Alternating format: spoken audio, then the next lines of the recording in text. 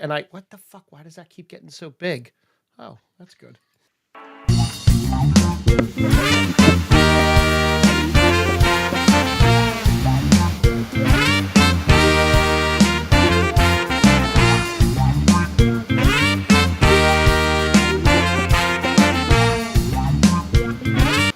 Why does that keep getting so big? Look, oh my God. Look, that's what she said. Oh, what it is. Hey, everybody. We're doing the Geek Spot news thing. It's Monday, and we have a bunch of stuff to talk about. So I'm like super excited to be here this week, even though I am missing something important tonight. Oh, no. We'll get to that. Uh-oh. We'll see what that is. Yeah, thanks for finding the Geek Spot, everybody. Great to see you in the chat as always. I think we're actually up on Facebook the right way this week, so that's even more exciting. Look at that. Thanks for everybody joining on YouTube, joining the stream live. It's good to see Pete and Charles are already here. So hey, we'll kick off with you this week. Oh, what have you been up? What were you up to, man? I had a very long weekend. So tonight, right now, my hockey team at the Ridley Hockey League, I had to work late and wasn't able to make the game, so we made this, and so I'm making this because I live like 5 minutes from work, but 40 minutes from hockey. So we're playing Game 3 at 7:00, which is right now. Game 3 of the semifinals. If my team wins, we go to the finals. The game's been delayed and postponed a couple times already. Monday was. I wish your team luck. Me too. Tomorrow night is the game 1 of the finals for the over 50 league I'm in at the other place. Oh, yeah, it's exciting. It is. I'm playing my friend Mike, who sometimes pops in. He's big fan of the Equalizer with what's her name? Queen Latifah. Queen Latifah. Yeah, huge fan of that. I don't blame him. No. What did I do this weekend? So Friday did nothing. Saturday I went and got my beard did.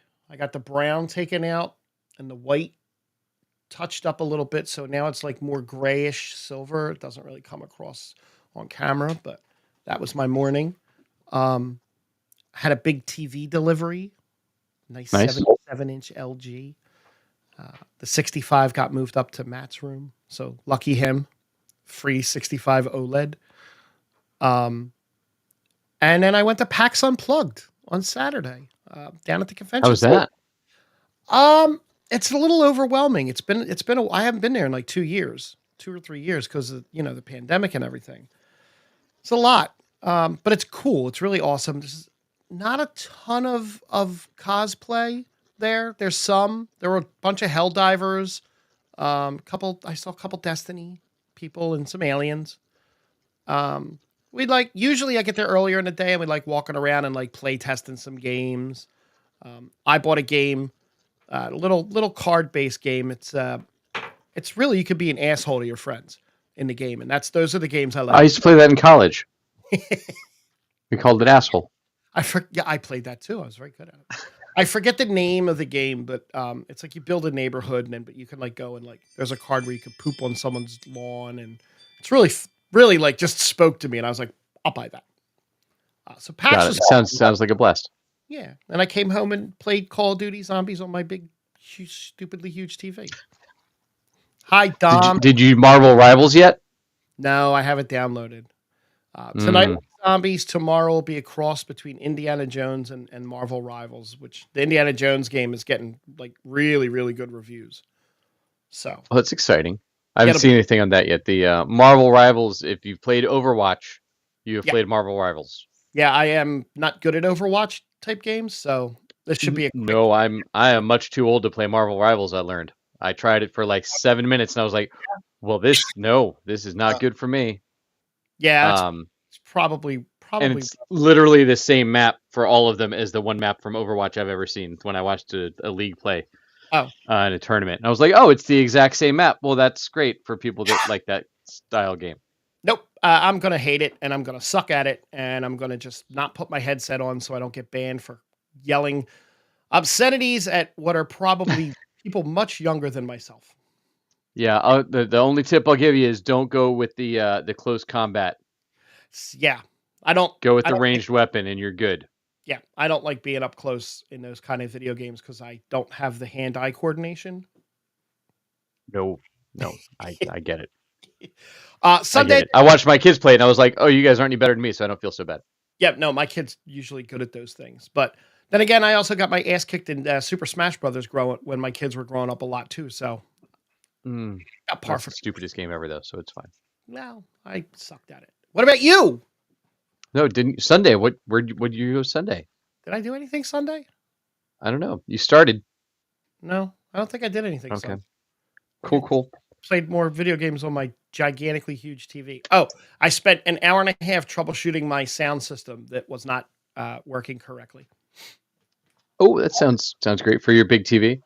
Yeah, I felt like work. So I had a fairly busy week between work stuff and a lot of voting for my kid. My kid was up for his choir, was up to win the Philly competition to Voting.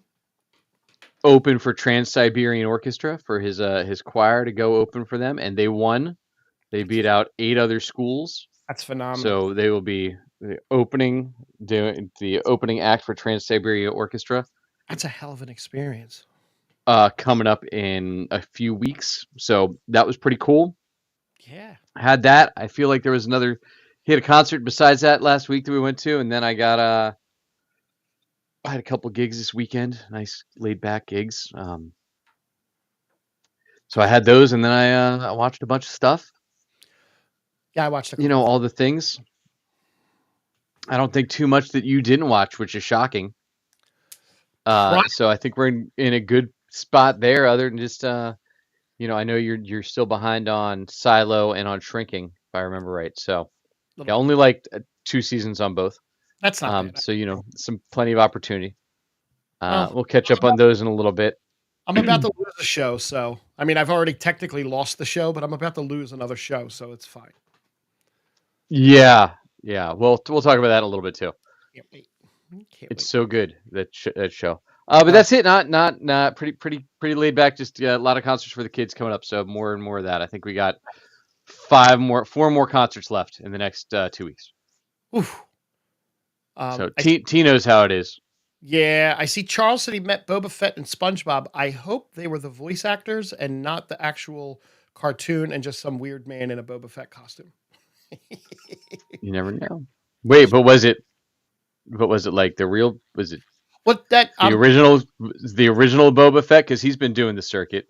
Or was it? Or was it the one that was in him in another movie? Or was it Timu And Tom's Kenny and T downloaded Delta Force. Wow, I think I remember that game. Is that with Chuck Norris? That was the movie. Oh, Which was in the movie.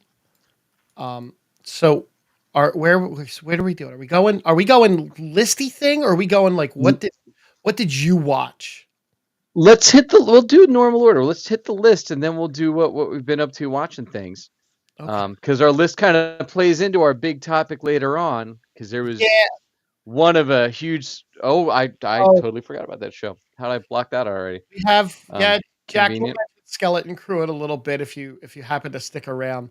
Now, do we want to do our ranking list, or do we want to do you want me to throw out my 10 DC characters Smallville introduced and then never did anything with list, or we want to save that? No, let's do our rankings. We'll hit that up as our follow up next week because we have the Superman and Lois finale. Let's see how we feel about Superman and Lois. Okay, so what we did was he met the one in Book of Boba Fett. So that's Timo. Yeah. Morrison. Yeah. He was in Couples Retreat. Wow. Deep cuts. Aquaman. Yeah, Aquaman too, but he was a Couples Retreat. Probably better known for Aquaman than Couples Retreat, but it's fine. I picked Couples Retreat out before any other movie, so and he really has 3 lines in it. So what we did was, being that Superman and Lois ended the Arrowverse's run of superhero shows, and since CW's run, since the CW started with a Superman show in Smallville and ended, Clark Kent show, and ended with Superman and Lois, a Superman show, we decided to take just the live action Supermen and the live action Loises and ranking them. we looked at the animated, but there's just so many, and it's so varied, and I haven't seen almost any of them. It wouldn't have been as fun for me. Uh, so so we have 9 Superman actors and 8 Lois Lanes, and we'll throw in Clark's at the end, kind of. So, do you want to go bottom up, like bottom up to like number 1? Sure. Let's go. All right.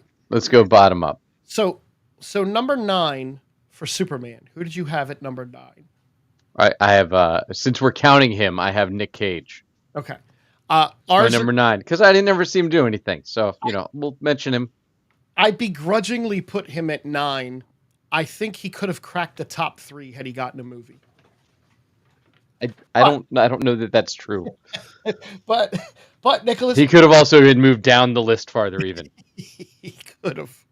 So okay, so at number 8 I have Kirk Allen, who was I think the first live action Superman from back in the 50s.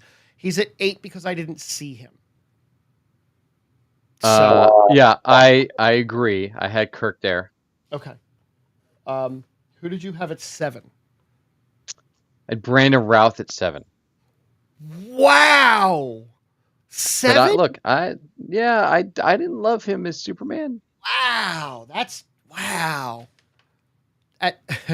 T's a big Brandon fan, I'm guessing. At 7, I have George Reeves, and I actually watched reruns of George Reeves. So me too.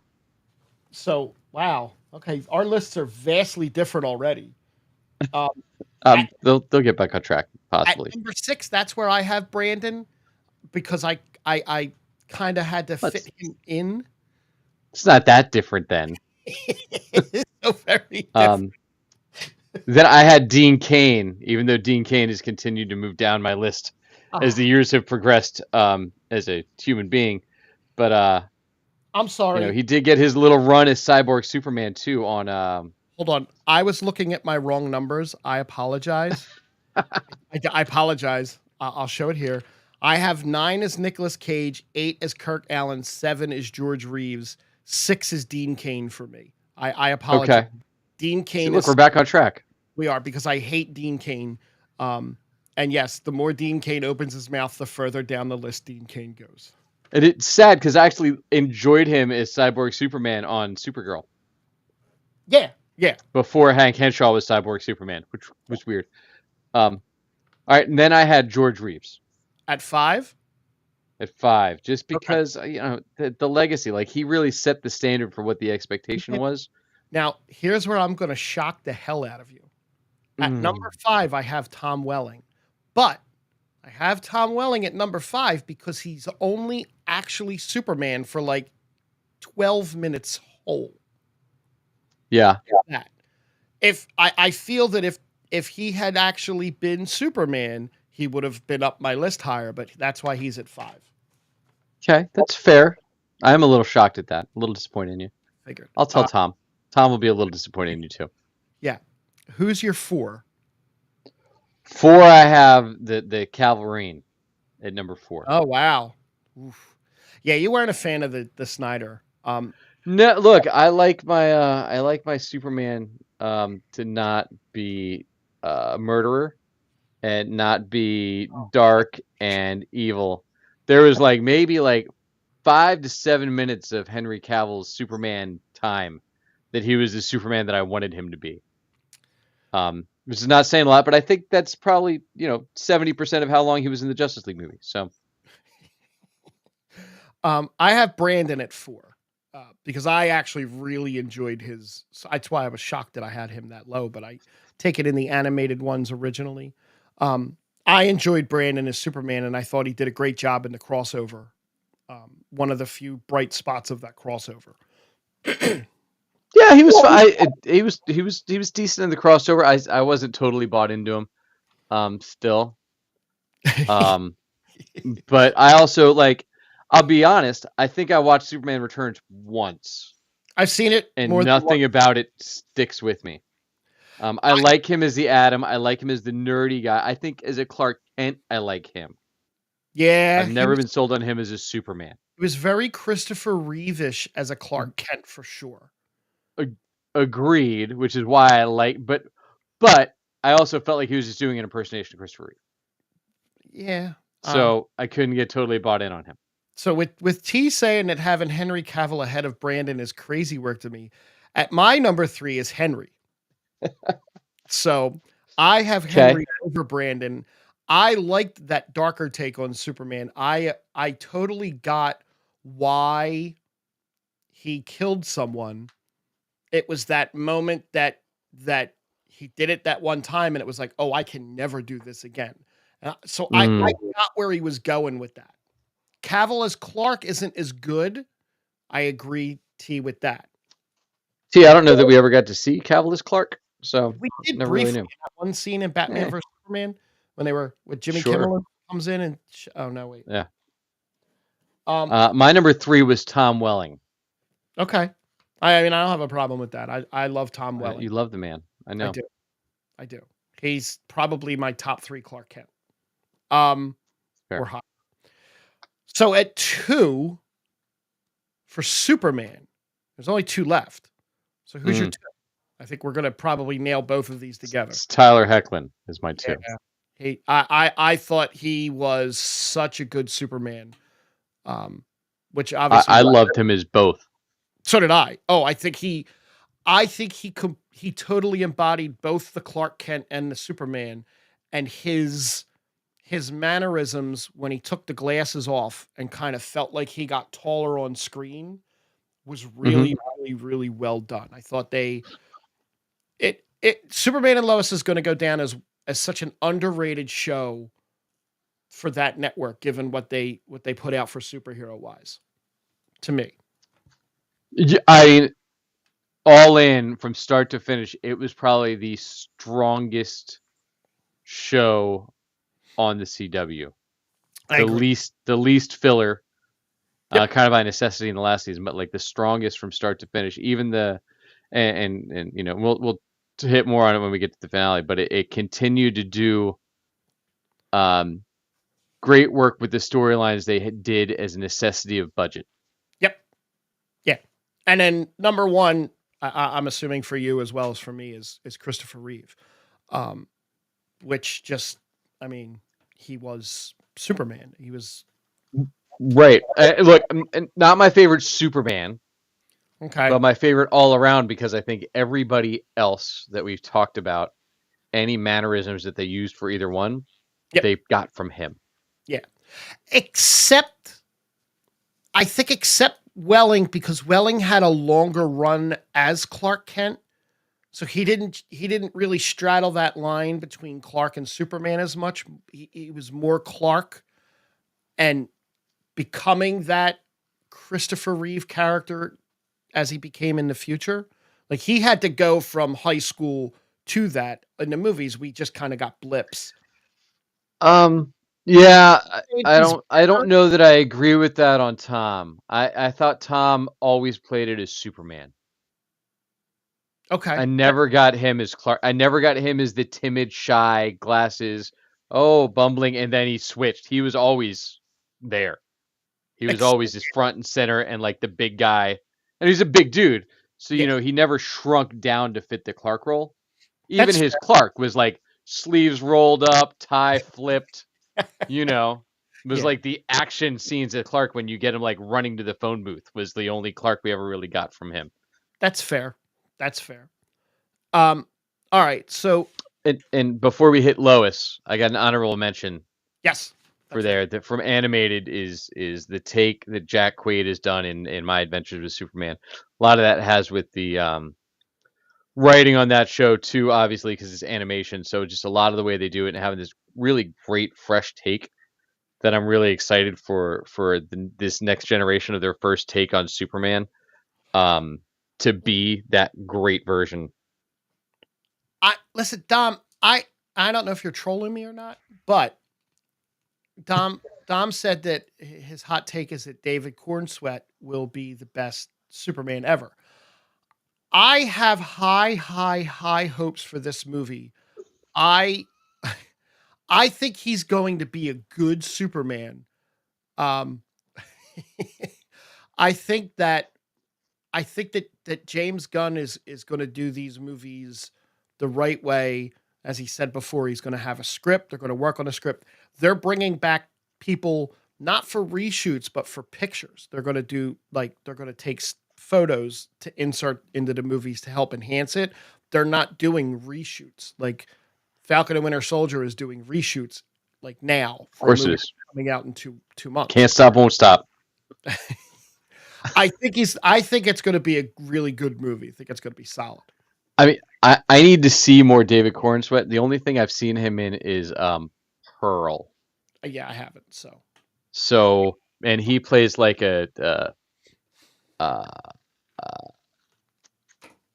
that runs a movie theater that shows porns. So, like, not really the greatest introduction to Superman, I don't think. He's also going to be one of the taller Supermen. Reeve is 6'4", and I think he's like 6'5".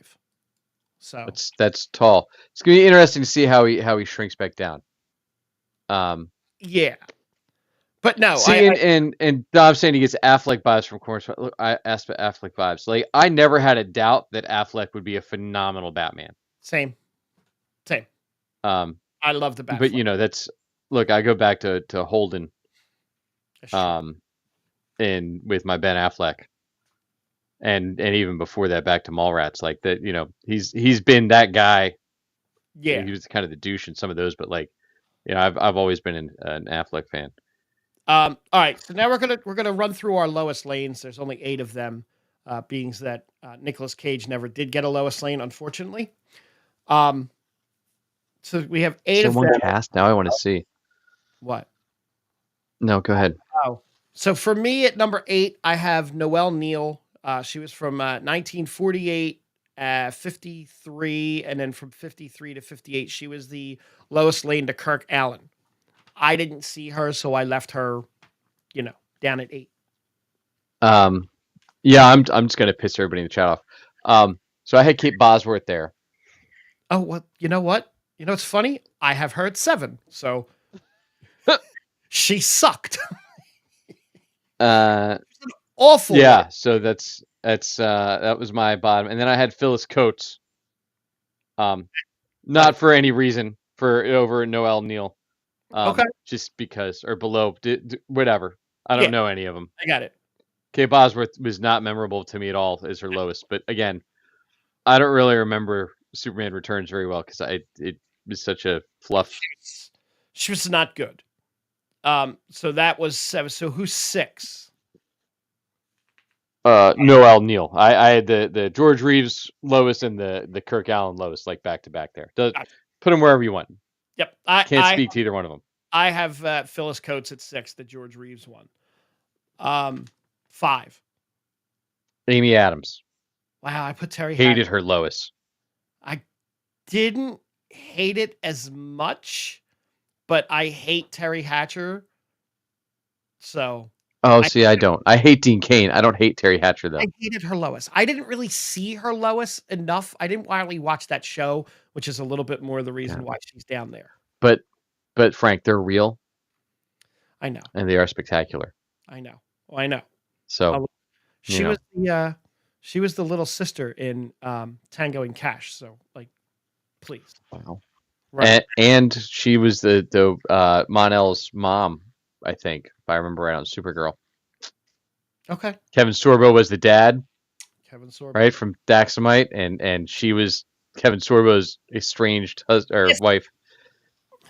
If I had watched Lois and Clark, it would have been for Terry Hatcher also. But I have her lower because I didn't watch the show, and it's not fair to put her above. That was 5. Who'd you have 4 then? 4, I have Amy Adams. I watched her and I enjoyed her take on Lois for the most part in Man of Steel. Yeah, she was in Justice League a lot more. Yeah. I had Terry Hatcher at 4. Okay. Now, my top 3 might be a little weird for people, but who did you have at who do you have at 3? And Margot Kidder at 3. Okay, so do I. I think our top 3 are going to be exactly the same then. It's possible. It's possible. Yeah, I had heard 3. Just and it's tough because I feel like the other ones based their Lois Lanes on her take. Yep. So opposite of Christopher Rizzo, I think they were allowed to do more than Yeah. she was in her movies. Yep. They being on TV, both of our 1 and 2, had a lot more room to stretch out and expand on that character, and did really great things with her. I So agree. who's your 2? So my 2 is Erica Durance. Oh, I mine is Bitsy. Okay. I loved Erica Durance's portrayal of Lois Lane. I thought until Bitsy came along, it was the portrayal of Lois Lane.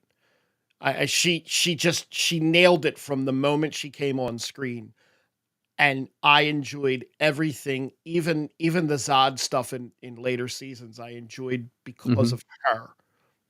Right. So my 1 is Bitsy. Your 1 is Erica. Yes. I can't find. Look, and Bitsy's phenomenal. Like, Yeah. fantastic. Yeah. I feel like she was shelved here and there during the show. Yeah. Yeah. And I didn't get as many things with her as I would have wanted to, but I mean, she did great work. She did. On Superman and Lois. Like, I don't take anything away from her. I just really liked Erica Durance's take, because Erica Durance pulled off the Spitfire Lois the best to me, which is what I think encapsulates Lois. Which, again, honorable mention to My Adventures with Superman, Alice Lee's take, same kind of thing. Just like runs to the front, doesn't need Superman to do anything for her, takes over, whole 9 yard. Like, but that's what I really liked about Erica Durance. Yeah, well, yes, me too. And I liked Bitsy's more older portrayal of her, and just that again. Real fast, we'll run through a couple of a couple of quick little news things because I want to go to the Superman and Lois finale. And we have so many other premieres to talk about too. There was a lot this week. All right, we'll save it then. We'll hit that last, so you can bounce, bud. Yeah, we'll do that last for you. The CCXP was down in Brazil. They dropped a bunch of trailers and stuff. Not a lot of news came out that I saw. We got a Wheel of Time season 3 trailer. Can't wait. And a March 2025 premiere date, which is faster than I expected. Nice. As a book fan of that show, the trailer looked great. They must have actually spent money on visual effects because the trailer looked great. And if they're doing, I said that for real. Yeah.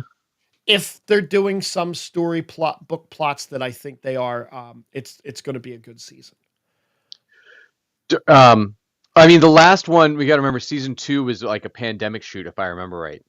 Yeah, I think so. Yeah. So we got to remember there was that factored into it. A lot of scenes of like 2 people like this far apart. Yeah. Yeah. A lot of 2 people in a scene, and that was it. There's a lot of fighting. If we get a certain battle in this one that I think we're going to get, it'll be pretty badass. If awesome. They do it right. We got an Invincible season 3 trailer. I'm only a season behind on that. That's not bad. Look, season 2 is great. Like, so good. It's in my list. And there's a Yellow Jacket season 3 footage. Oh my god, I can't wait. Dune Prophecy teases the return of somebody I don't know. How's there a return? It's 10,000 years before Dune. So it's a somebody. It's a return of somebody. The box office this month, the box office for November has just been outrageously awesome for movies. Moana 2 pulled in another $52 million to stay in first place. Wicked pulled in 34.8. Gladiator 2, 12.4. Red One is just awful at 7 million. And out on Amazon Prime this week. So we can go watch that. Moana cumulatively domestic has pulled in 300, Wicked 320. I mean, they're just nailing it at the top of the charts. Great. And it's great for the movie business as a whole. Moana might give Inside Out 2 a run for its money. It might. And think, that was going to be a Disney Plus show. It was. So, so a lot of my wrestling friends are saying that the reason why The Rock isn't coming back for anything right now is because these movies are actually doing good. If these movies had flopped, we would have seen more of The Rock on wrestling. Well, he's out filming Moana live action now. Yeah, he is. That's why he's not doing the wrestling stuff. He's got to wear all the makeup and have different tattoos painted all over him. We're getting a Scrubs revival officially. Bill Lawrence confirmed to be involved. 20th Century Television has confirmed that they are working to get the original cast on board, including Zach Braff, Sarah Chalk, Donald Faison, John McGinley. Judy Reyes may reappear as Carla, but they're not sure. Lawrence is only confirmed as involved and not as a showrunner at this point. Carla is on High Potential, so she's busy. I think, and McGinley's wife is on Shrinking. Isn't that Bill Lawrence's wife? I bet it's McGinley's wife on the show. Yeah. I was happy where they ended Scrubs before they brought it back as the medical school. This has to really, really, really show me something good, because the medical school part of Scrubs was such an utter disgrace of a failure that So you liked it? It was good for you? Normally that's the stuff I do like, but no, this was bad. Reacher season 3, February 20th, 2025. That's a fast turnaround, isn't it? Good for them, man. Yep. Well, it feels like it, but no, it's a year. I mean, it's still been a year since the last one dropped. I don't know if Dave Franco's acting in anything, T. He's busy counting his money. Neagley was picked up for a full season before they even filmed a frame of it yet. Cool. Look, I don't know. I don't have a problem with the Neagley show. I don't see a need for it, but again, what do I know? Before we go, I think there's enough stuff to that character to tell me about how she got so high up in the agency that she's in, and like to be that trusted resource on that, and how she made all this money. Like, I think there's a lot of meat on that bone to tell cool stories about her. I hope that agency ties in this world. I mean, look, there's going to be poker. Listen, we'll get there. There's going to be circles spinning. What about T would watch Neagley drink water? Okay. No, get it. I get it. What did you watch this week? What did you? So, I'll get to the one you want to know about, but real quick. So, look, I know you're 17 seasons behind on Silo. I am. But Silo's picking back. They're doing really the first couple episodes were a lot of primer and getting ready for where they're at and reestablishing the season. It's gotten so good. Like, go watch Silo. Now that I have a big TV, it'll look better. I'll watch it. That's what was holding me back. It will. I heard it's a dark. It's a lot of the battle of whatchamacallit from Game of Thrones. Like, a lot of dark shots. To start the first couple of seasons. It's fine. I'll just or first couple episodes. Just turn the OLED up. See, 65 wasn't big enough to watch it in. Now 77 is. And Shrinking is still brilliant. Speaking of Scrub, like, it's so good. Just go. Anybody else, go watch Shrinking. It continues to be every week. I'll get there. It's literally laugh and cry every second or two. Oh my God, T, you are missing out. Apple TV is crushing it. T, you might be surprised to hear this, but I didn't finish Mythic Quest Season 2. Season 3 was good. Season 4 is soon, so like you gotta catch up. I do, and that's right in my wheelhouse. That show is right in my wheelhouse. Yeah, look, Severance Season 2 is coming like in like a month. Can't wait. Lots of good stuff there. I think that was all of the. Yep, and then we still have a bunch to hit. So then I'm trying to burn through The Office for you to keep catching up and show that I've gotten through 4 seasons of a show while still waiting for you to watch an episode Yes, you of have. Doctor Who. Doing good. Good. So I made it through Branch Wars. So now the meme, the GIF, whatever you want to call it, that With him going my back. buddy Chris sends every day. Is that the one with him going backwards in the car? Yep. Yeah. Now I finally get it. I think So- I sent you a picture of that on my TV. that episode was written by Mindy Kaling and directed by Joss Whedon. Yeah. That's a great. I thought that episode was one of the better ones that I've seen on the show so far. Okay. It gave me enough of a premise where like they were out of the office doing dumb shit, which is fine. Better than some of the stuff where I'm like, that didn't happen in the, like, what are you doing? I watched Local Ad 2 was the other one that we started off. That was eh. It was okay. I appreciated Local Ad more than some of the other ones. I thought it was had some more decent story points, and I kind of bought where he's like, no, we're going to do our ad, and this is going to be our ad, and we're going to do it this way, and your TV people don't know what this sounds right for that time frame. Well, the song was too. Yeah, the song was. I got through Survivor Man. So Survivor Man was directed by Paul Feig and written by Steve Carell. Could you tell? Yeah, that makes sense. Didn't love that one. No, that's a for me too. I thought The Deposition was good.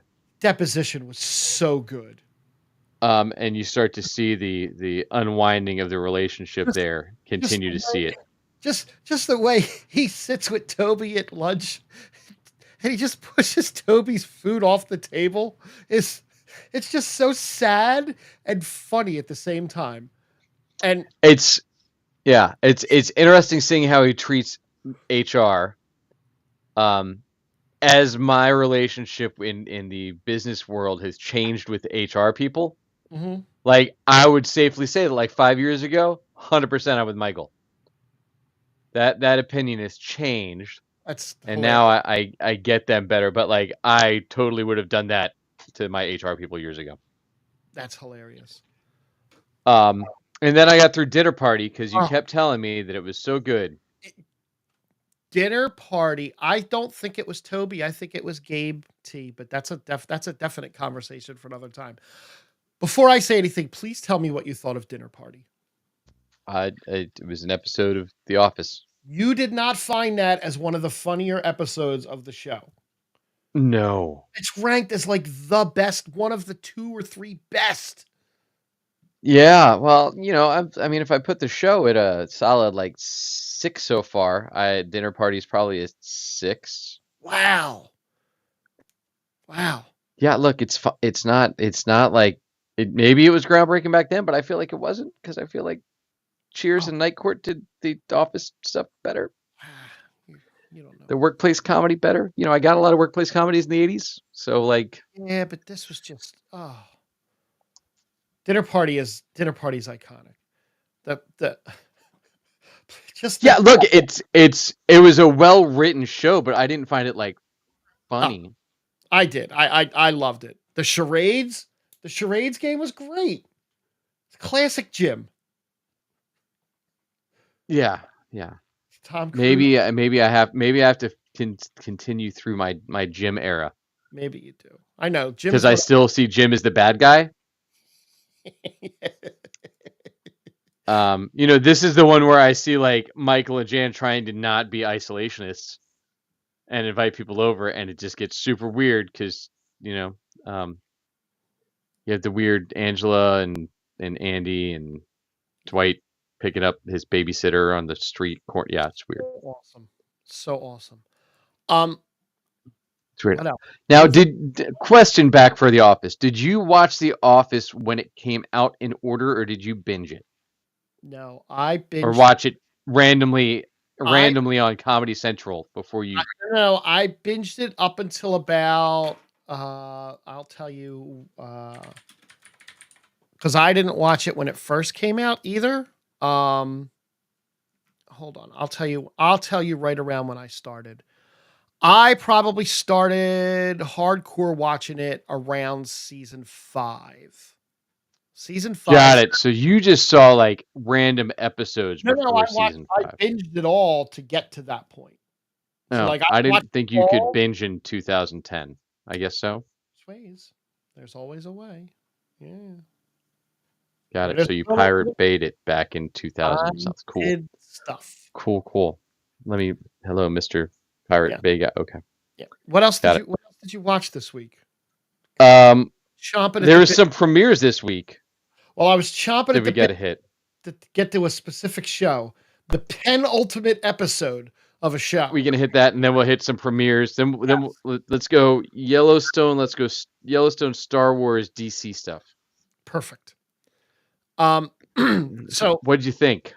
I am a huge fan of Yellowstone. I have loved that show all the way up until Kevin Costner said, "I'm not coming back." And now I was trying to hang on the first 3. I was trying to find positives, and they moved the story a little bit when I could tell where they were. And then this episode, and I'm not the one that came up with this, but this episode literally is Taylor Sheridan's midlife crisis episode, because holy shit, was this episode awful and all Taylor Sheridan. Like, this was Taylor Sheridan's Hollywood fantasies or whatever. It was an awful, awful, awful episode. Did you notice the ranch that they go to in there that's his ranch for his character? Is his ranch, not 4-6's, like his actual production company. Yes. And the ranch. I was like, oh my God. Okay. Yes. All of it. Like, good for you. You work out, you're buff. That's awesome. But like, the first half of that show, half of that episode was pool party, corn dogs, spinning horses, half-naked women, half-naked Taylor Sheridan, and everything was just so out of character. The speech by Rip was so not Rip. Rip is like the strong, silent type, right? And here he's like this giddy school kid talking about his bestest buddy, whatever the hell his name is in the show. I can't remember. And then Casey, who has like, he's the one that comes up with the plan to save the ranch. Like, Beth doesn't come up with that. Like, his writing's all over the place. I appreciated the tribute to Colby and to John Dutton, but he could teeter to the bar. Like, there's so much wasted film in that episode to get to the last 10 minutes. Like, the scene between Beth and Linnell was really, really well done. That was a great scene, but the dialogue was weird, because it's like, you know, me and your father used to ride out into that woods when we were teenagers. Hey, did you know my mom? Yeah, I was real close with her. Come to his funeral. Okay, I'd like that. Yeah. Travis, by the way. Thank you, Travis. I have not started Lioness yet, T. That is absolutely... Well, Taylor Sheridan was naked through most of Lioness this week, too. So I've heard. So I am so excited that Taylor Sheridan has decided to prove me right on my feelings of Yellowstone by throwing all of this work that he did to make all these seasons of great television, just throwing all that shit away these last couple episodes that are just absolute garbage. It's horrible. I'm so excited, and I have to commend him for his dedication to mediocrity. It's hot garbage. And if you want to laugh, if anybody wants to laugh about Yellowstone, go to the Yellowstone Reddit page. It's absolutely wonderful. Great. It is. So yeah, that's my next week is the finale of Yellowstone. The season finale, they're calling it. Not series, they're calling it season finale. Yeah. I don't want to see any of these people anymore. I mean, whatever. Spinning horse. I mean, they've rewritten every character to be nothing like the character has been for the last 4.5 seasons. Like, Beth is kind of turned into an idiot. Casey's the brilliant one now, the quiet, brilliant guy who can solve everything. And Jamie is a shitty lawyer all of a sudden. They can't figure out how to be a lawyer without talking to his ex-girlfriend. He's not just a lawyer. He's the attorney general of the state. Yeah. He's the lawyer. I can't wait to break down the final episode next week. Me too. What else? All right. Another. Skeleton Crew premiered. The Go ahead. savior of Star Wars is bringing it all back. You can take the reins on this one. So look. So I may have been critical at times of Star Wars' recent endeavors into the television landscape. That will not change with Skeleton Crew. It's not for me. I've heard a lot of really good reviews about it. It's I don't. I'm not intrigued by the kids at all. I don't find them like, oh, let me watch these kids, because I find them pretty annoying. As a father of 3, I don't know that I would hang out with any of these kids, and I hang out with kids all day, every day. And I like that they're going back to special effects, but I don't like the fact that some of the creatures look like it's still 1977. Like your main werewolf guy star is the most plastic of all plastic rubber masks I've ever seen in my life. And every time I see him, it takes me completely out of the show. And I'm like, it's a kid wearing a Halloween costume. Great. But that's the vibe I keep getting from a lot of spots in this show. And then Urkel showed up, and it was a wrap. So yeah, that's where I'm at. It's not for me. I'll watch it. And if people enjoy it, cool. Maybe my kids will like it if they gave a shit about Star Wars. But it's not for them. This might be their entry point if they like obnoxious kids that do dumb shit. Then maybe this is their way in. How about you, Frank? So it's set 9 years after Return of the Jedi. About 2 to 3 years before Ahsoka. I don't hate it, but I don't love it. I like some of what they're doing. I don't like the boy so far. I don't like him. I like the little Weeb? elephant. Yeah, I like the little elephant kid. And I like the 2 girls. I think they're great. It costs, so a season of The Mandalorian cost 120 million each. This cost 136. That's half as much as the season of the Acolyte, so I don't know. I got to give it a chance. It's got some stuff that could be really good, but the first episode was not engaging at all. I really had to struggle to get through the first episode. The second episode was a little bit better. It's getting rave reviews. People really seem to love it. Jack from earlier in the chat gave it one of these. Jack thinks McGinney, who comes in at the beginning of the show, but we lose him about partway through that because we talk about stuff he hasn't seen. Jack thinks Andor is the best thing Star Wars has ever done, and I lean towards that with him. I can't wait. This is going to be a rough watch. This is going to be rough. Well, you might magically get better now that there's wizards, but I don't need the and Sith Jedi action figures, so it's great. No, I didn't.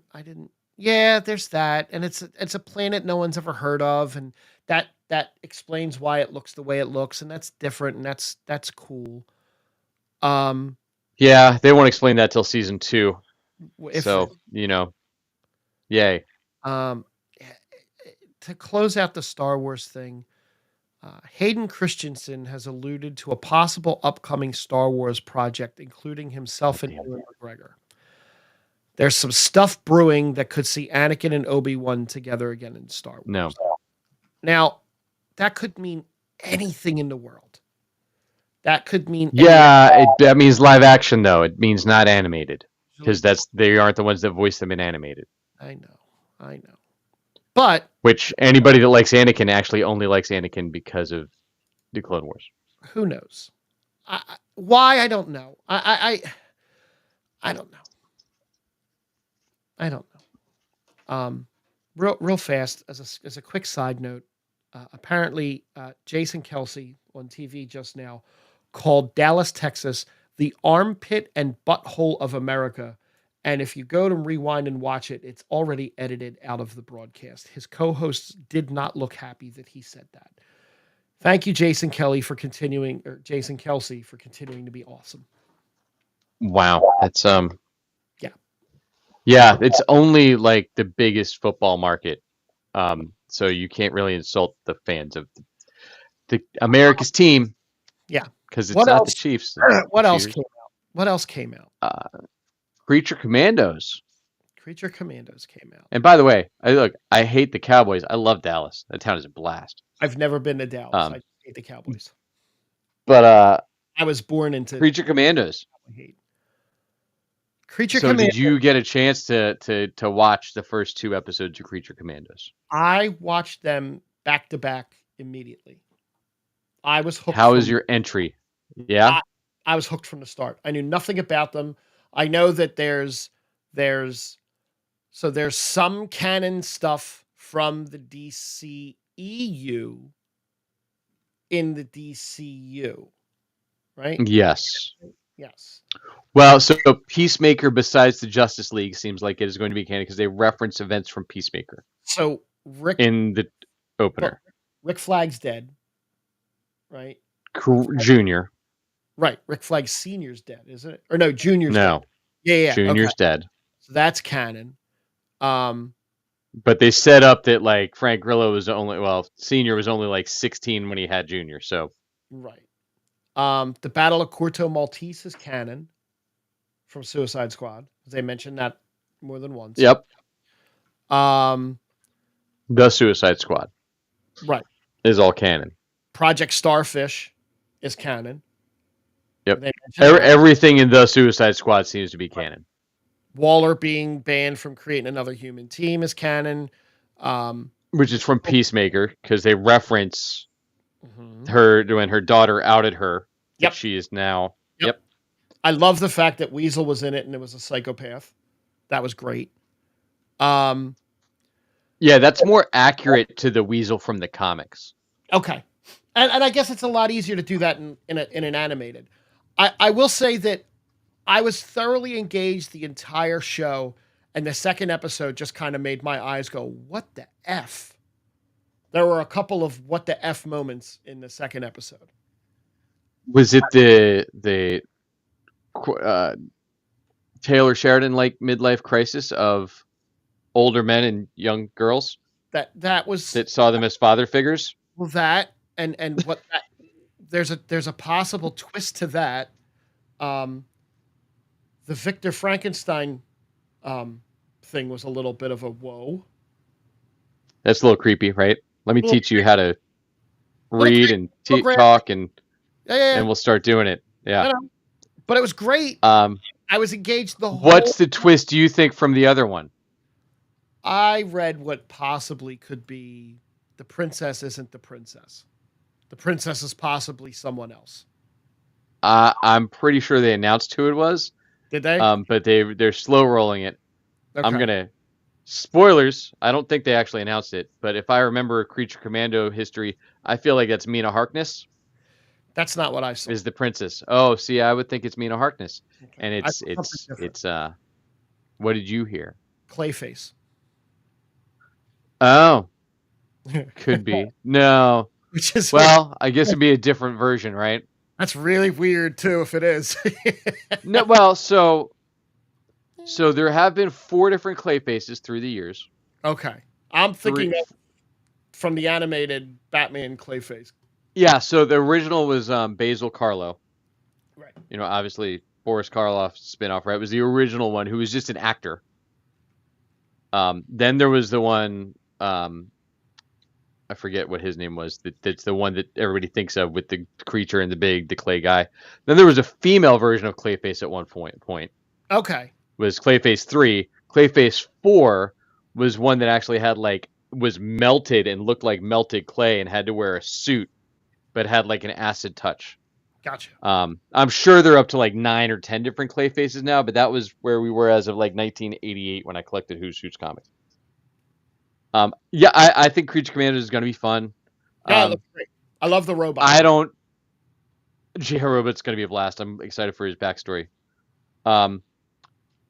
I don't know where we're gonna end up. I don't know if this is the direction I expect for the DCU, so I'm not sure how that works. And if this is going to be the direction of the DCU, that's a little weird. But I don't think we'll know that till Superman. Charles mentioned it again. He saw Crisis on Infinite Earths Part 3 that did drop on Max recently, along with Beetlejuice. I have not yet gotten to that. Ranks behind on Part 2 and Part 3. I thought Part 3 was okay. I didn't love their spin on it, and I don't know that it resolved anything to like a cohesive universe, which was the whole point of Crisis in the first place. So I don't know if it did what it needed to accomplish. And it's very hard to keep track of. It's interesting seeing how poorly that the comic version, where you could flip back a page or two and be like, what just happened? Right? Right. And trying to watch that on screen and not being able to flip back 2 pages and be like, oh, is that? Is actually really distracting watching these 3 Crisis movies. Because there's so many characters they introduce every 30 seconds. There's another team from somewhere. And I'm not a rewinder while I watch. I'm like, let's go. I was on the internet watching the first episode, like looking up people that I didn't know. Yeah, and I knew them all, but it's just very hard to keep track. I did have Kevin Conroy appears in 3 along with Mark Hamill. That's good. It was a nice send off. Just to clarify what I said earlier about James Gunn and the reshoots for Superman, he actually said a day and a half of pickup shots, no scenes, no reshoots, just a handful of individual shots to enhance the film. That's awesome. That's very promising. Yeah. That means they got the film right. The last thing on that, on the DC stuff before we go to the other thing is apparently one of the first people he reached out to when he got the DC job was Ryan Reynolds. And James Gunn asked him if he was coming back, and Ryan Reynolds answered him with, "Get the F out of here." It's fair. More of a joking, it was more of a jokey thing. And before we go into the Superman and Lois thing, it was just announced right before we got him on the show that Chris Evans is coming back for Avengers Doomsday stuff. No. He's coming back. I don't know that that's official. Oh, there's lots of rumors. It's as official. There's rumors. Let's go with rumors. Well, it could be as official as Juan Soto. Could be. Whoa. Let's not. No. We'll go there another day. So we're at the end of the show. They'll be paying that contract for the next 75 years. They didn't defer it yet. Not yet. So we're at the end of the show, and we're going to talk about Superman and Lois, the finale. So I know T hasn't seen it yet, so we'll give you a chance to skedaddle. And before we jump into what we thought of the last superhero show on the CW, the last probably the last Superman TV show for quite a while, I would assume. Last live action one, yeah, live action for at least 3 years until they changed their direction for the DCU again. So here we go with the spoilers. I got choked up at least 6 different times during that episode. It punched me in the gut. The first 20 minutes, first maybe half of the show was the Doomsday fight with him and his kids. Mm-hmm. And for not having a big budget, for having a smaller schedule and a smaller cast to work with, I thought this is one of the best series finales filmed. Overall, best of everything that's been filmed up to today. I will not argue that. I think I said that even the week before, right? Just the way that they were setting everything up, and they actually took the time, even given their budget constraints and their timing constraints, and like, hey, you only have this many episodes when you're used to this many. Oh, okay, figure it out.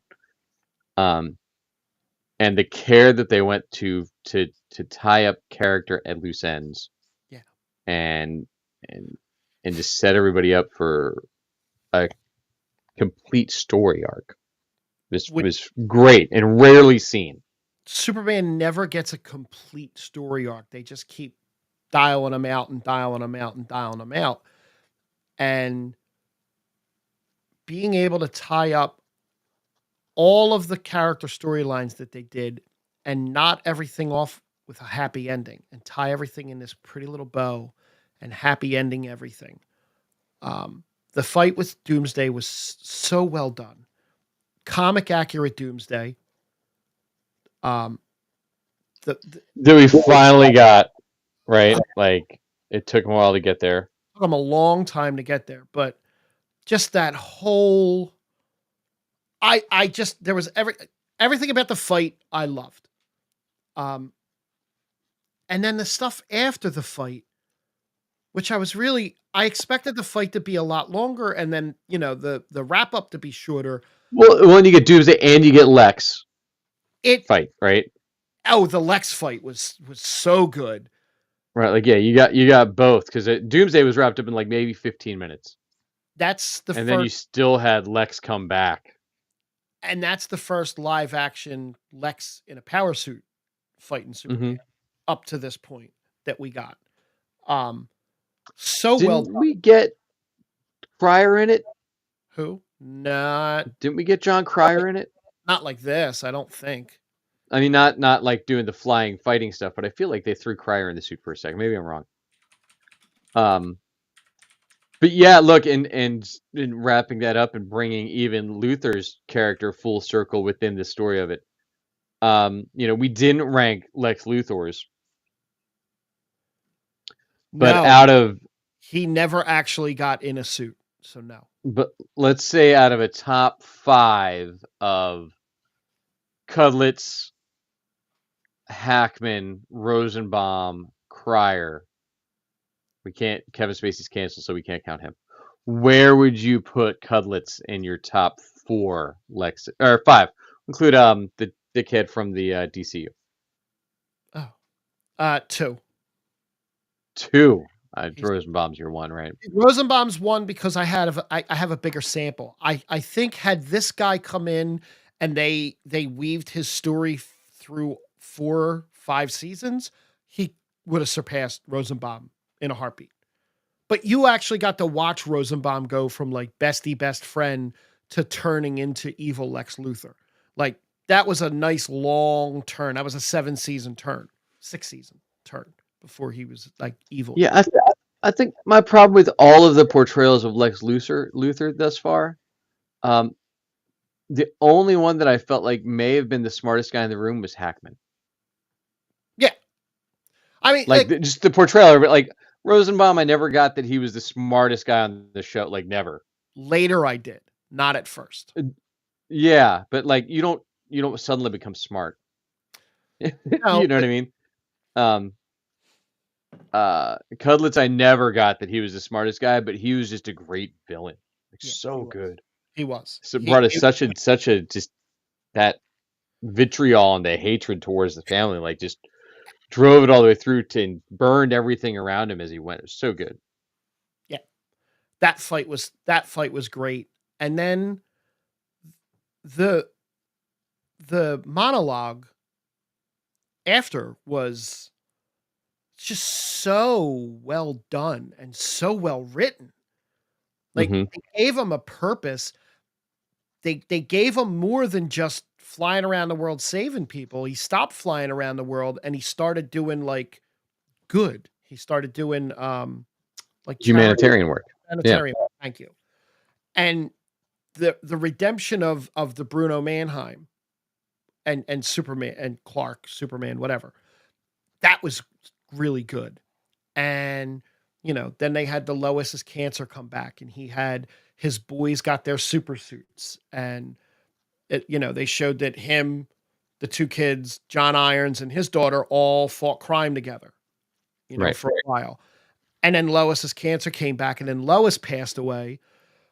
Again, really powerful scenes. And I'm going to tell you, when he got the dog, I thought the dog was going to pass away, not him. Why are you Like, going after Crypto, man? well, that's They just said, you know what, James Gunn, you're not going to be the first Crypto. Screw you. No, but I love the fact that it was Kyle that was with him when he dropped. Like that friendship stayed strong, and they stayed in Smallville. And closing it out with him dying was like the perfect way to end that show. And it just I watched two guys do a YouTube of it, and they were sobbing at the end. Yeah, it was incredibly well done. It was heartfelt. It hit all of the things it needed to hit. Yeah. You know, and we didn't get as much time with the character as I think anyone who enjoyed the show would have wanted. Yeah. But Tyler Hoechlin was so right for the parts and made every moment he was on screen count, and portrayed like a guy that could take a punch and a guy that would come give you a hug. Yeah. You know what I mean? And the stuff they did with him in this last season, especially with him getting to connect with the Jimmy. Yes. And the boys, and then showing them older and doing a great crazy pool of Bitsy Tulloch's husband coming in to play the older John. That was nice. Who I didn't even recognize. And I was like, that guy looks so familiar. And I couldn't place him because they did such a great job with his wig. I think they wanted to get Melissa Benoist to come in, and they just didn't work out, whether it be money or schedule, because I think she's not in this universe. Well, they still could have had it. See you, Pete. Thanks for hanging. Yeah, they could have, but he played that, and it's funny listening to reading the interviews with Bitsy Tulloch. Like he was messing with her all the days they were shooting. He'd come over and like call her mommy, and like sit on her lap on set. She'd be like, "You got to get away from me. I can't. Like I'm supposed to have cancer and die right now. Get away from me." That's kind of awesome. Just cracking up. I mean, he's great. Look, he was on Grimm. He's on a million little things. He directed episode 3. So, and apparently they cast him. He would have fit better as Jordan from a looks wise and everything. They cast him as Jonathan because he had the kid's walk down from when he directed the show. Like he picked up the way the kid walked. So he brought that into the older version. So it had the same kind of stance and everything. So they're really well done. You sent me a screenshot the other day of Steel with the cape and everything. God, yeah, they had him model the suit. It looked comic accurate. Well, I just realized he wore it when he was flying with them. Oh, okay. The one that's on our Facebook post for today. That's him. Has him in that shiny with the big Kal-El S House of L on the front, and that it also had oh God, what's she go by? Not Steel, but his daughter's yeah, I forget. Shirt has the House of L on it. But I thought, yeah, really, really fantastic show. Anybody that has not gone through and binged Superman, it's all on Max. I can't recommend it enough. There's some rough spots here and there. They get a little CWE times. But you know, they kind of have to because they're on the CW. But they always bring it back with the Clark and Lois stuff, which is always incredibly well done. No, I loved it. I won't be able to watch that for a little while. I need I need a little space. That won't be a rewatch. Shockingly, no notes from me on Superman and Lois. Amazing. What an amazing way to end the show. Exactly. So thanks everybody for finding the Geek Spot. Check me out as always at jackkidmusic.com. I'll be playing with Fabfly this week.